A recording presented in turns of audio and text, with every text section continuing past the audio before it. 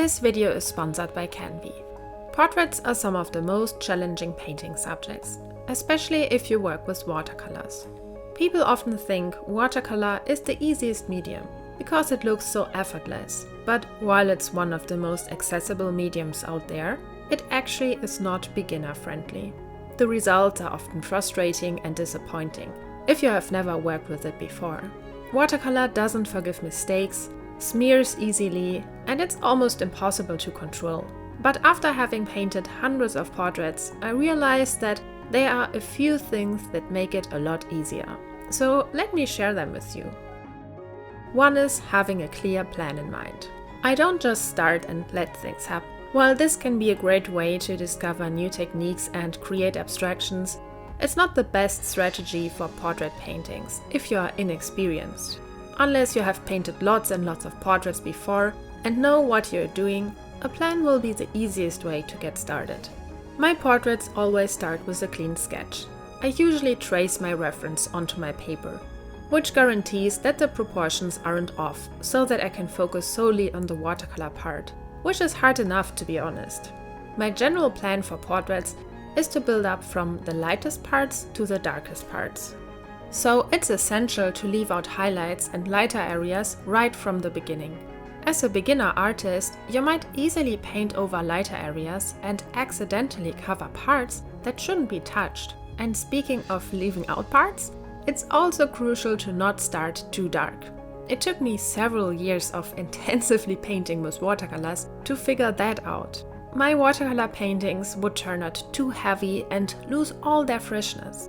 So have in mind which areas should be darker and which shouldn't before you paint them. To take this portrait as an example, the girl has dark hair, so I am painting the whole face and hair in a light orange. I will paint the dark hair on top. This detail is something I planned in advance. In addition, I also add lots of golden splashes now. It won't mess up my painting because I haven't painted much yet, and I can still dab them off with a towel.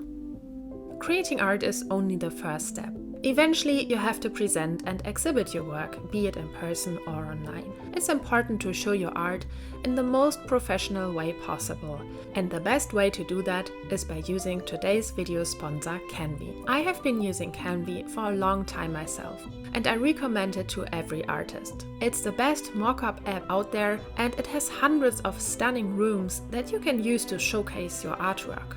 Not only can you customize each room by changing the colors of the walls, floor, and furniture to match the color of your paintings, you can also decide if you want to show a print or an original, pick between different frame styles, and so on. The rooms are gorgeous and they beautifully showcase your art. If you have never heard of Canvie before, now is your chance to try it out. Because the team at Canvie is now giving away a 1-year free membership for one of you. Just leave a comment and your contact data, for example your Instagram handle or email address, and I will pick a winner by December the 31st and announce them in the comment section of this video. If you can't wait though, Canvie is also offering a 3-month trial for all of my subscribers. Just follow the link in the video description to sign up. Another crucial thing that makes portrait painting easier is getting the right paper and watercolor combination. I've been painting for a long time with Japanese watercolors, which are great if you want to lift the paint off to correct mistakes. However, I realized the newer watercolor paper I bought now also comes with the ability to lift off. And this combination is actually terrible. The watercolor will never stick and everything becomes a big smear of paint.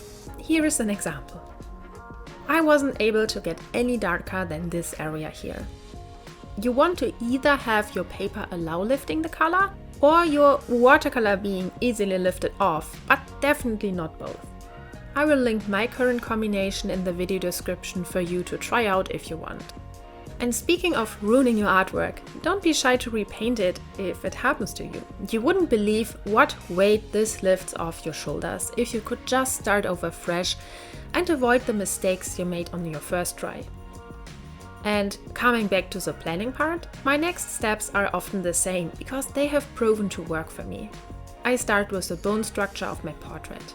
More specifically, its shadows, like the midtones around the cheekbones, eye sockets, and the shading below the nose. I'm sure some of you have questions and want me to go into more detail here.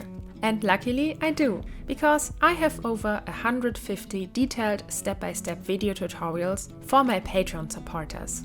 You can even watch the unedited painting process of this painting here and many more. Follow the link in my video description to join my Patreon page for a small amount per month. I painted the eyes and the lips, and very important while doing this is that each layer has to be thoroughly dried before I can do anything else. I have a small hairdryer in my watercolor setup. For example, I don't want the eyes to bleed into the cheeks, which of course happened at one point, so my hairdryer became an essential piece of equipment for me. My planning process also contains the color pencils and the correction phase. I know I wouldn't be able to do everything right with watercolors and color pencils only, so I don't stress about it. From my experience, color pencils work best on the eyes and the eyebrows, the nose and a bit on the lips. It doesn't make sense for me, however, to cover every single spot of my painting with color pencils. I would lose lots of the beautiful edges the watercolor created. As I said in the beginning, watercolor is uncontrollable, so I try not to control it to begin with. Whenever I have strange spots somewhere, I just leave them. Portraits actually look better when they are not entirely perfect. One of my favorite artists who mastered the art of imperfection is Ali Kavanaugh. Her portraits are anything but photographically rendered, yet they look absolutely gorgeous and realistic. She works with the watercolors and not against them.